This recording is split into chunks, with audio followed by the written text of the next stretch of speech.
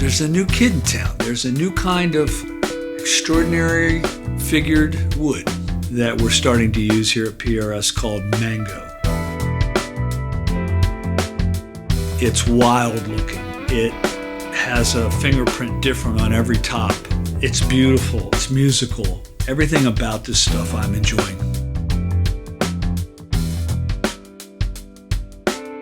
Mango is a very recent addition to our product line.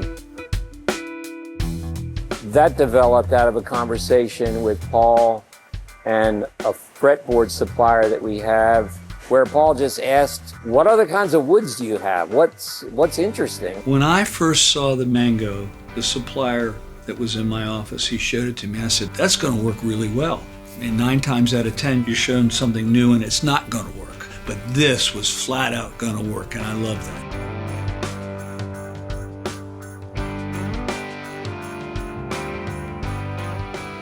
When I first started, that was 46 years ago, I was building period reproduction furniture using a lot of figured maple.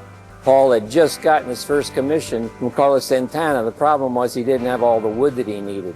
In this case, it was figured maple that he needed for the top of the guitar, and I gave him what he needed, and we've been friends ever since, and Paul asked me to come work for him full time.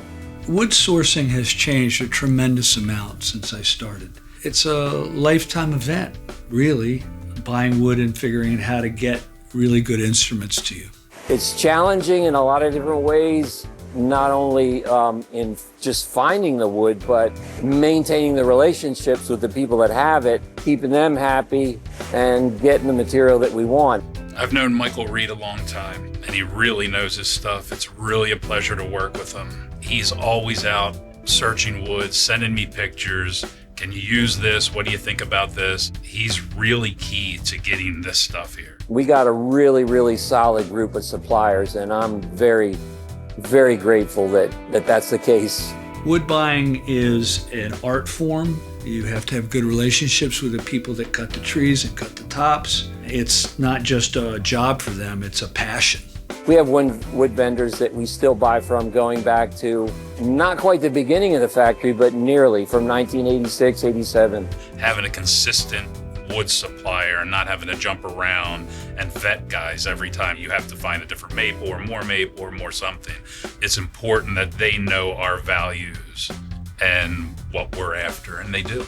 And many of them I consider friends. I visit them on a regular basis. They can call me anytime they want. They can contact Paul anytime they want, and that doesn't happen with a lot of companies. So the personal relationships and the business relationships, we work hard at maintaining that, and they're a really important part of our company.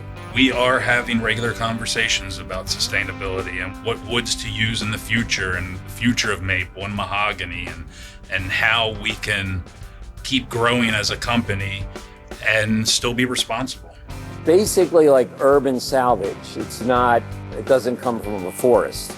From what I've read about Mango, the sustainability is great. They don't harvest a tree until it stops fruiting.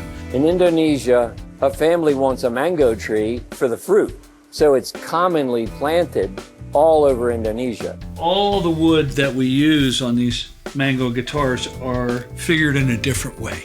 I've never seen the same exact top. It just doesn't happen. They're all wildly different. The figuring in the Mango is very unique. It's really not like I've seen before.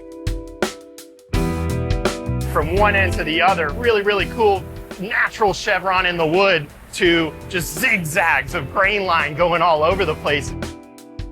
The figuring Mango often has flame that runs on a diagonal, so that makes for, I think, a little bit more interesting top. You can also have trees that develop what in the industry is referred to as a bee's wing figure, like a really broken pattern where the curl is not a straight line. It ends up being a broken kind of patchwork pattern, but very intense and very iridescent looking. The exciting thing for me is to start to witness artists playing them. Mark Holcomb adopting the Mango wood for his signature model. Mark will be out there. He's going to be playing on stage, on tour, everywhere, and people are going to be like, what is that? The thing I like about that kind of figure though is it's beautiful. I like it. I enjoy a really curly instrument. You know, we take in so much information with our eyes that it being beautiful is important to our customers and to me. It's just part of guitar making.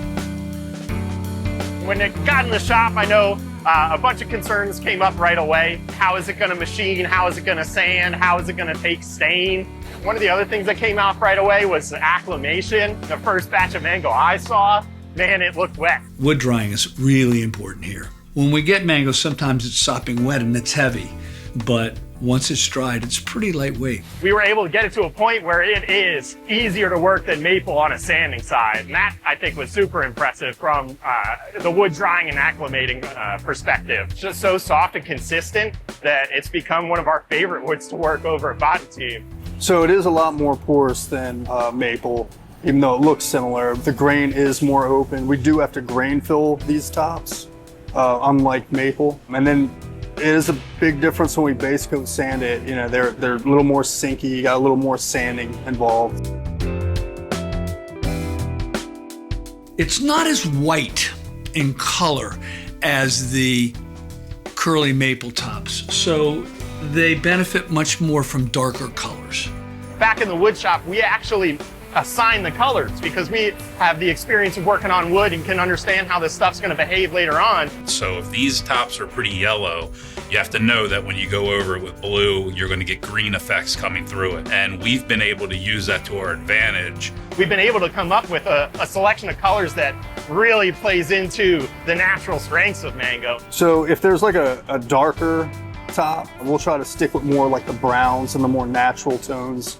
I was just amazed on how awesome this stuff really looked.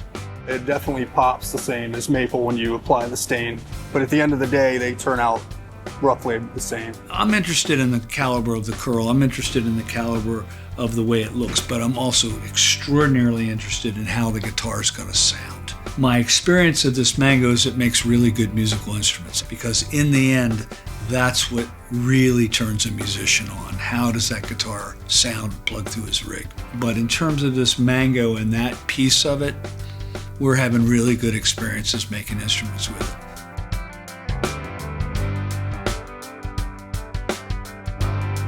I can still get pretty jacked up about wood that's a little bit different. And in the case of this mango, it's really been a lot of fun to see what it can become. We're coming out with a line of guitars, the Mango Limiteds. Because the mango figuring has such a wide variation, we decided to spread it out through many models. So Custom 24, Custom 2408, Paul's Guitar, Studio, Special Semi-Hollow, and the 594. Well, right now we have a lot of these running through the shop, and every day there's usually a crowd of around one of them. Got the Zero Cody headstock veneer and fingerboard, and they really stand out when you're walking throughout the shop. I've been at PRS for 8 years, and I've been in the wood shop for all 8 of that. Even with that experience, it's still really easy to get excited about the Mango top guitars just through the sheer variation and how the tops look. There's been several times I've walked past the same guitar. I'll take a picture of it and I'll send it to the director of sales just because it looks so awesome. At some point, I'd like to actually own one of these things myself, to be honest with you. It's been really nice when I make my rounds in the morning, going through the wood shop and into the finish hall and final assembly to watch these guitars as they're transitioning through the shop. It's a really cool experience to see them coming out of the buffing room, waiting for assembly, and then just watching this guitar come to life through assembly has been pretty satisfying, to be honest with you. Even though PRS has this history with highly figured maple, this wood fits right in with the rest of the woods that we're dealing with. It's easy to work with, it's sustainable, it's easy to get, it's strong. Guitar making wise, it's beautiful, it sounds good. There's just nothing about it I don't like.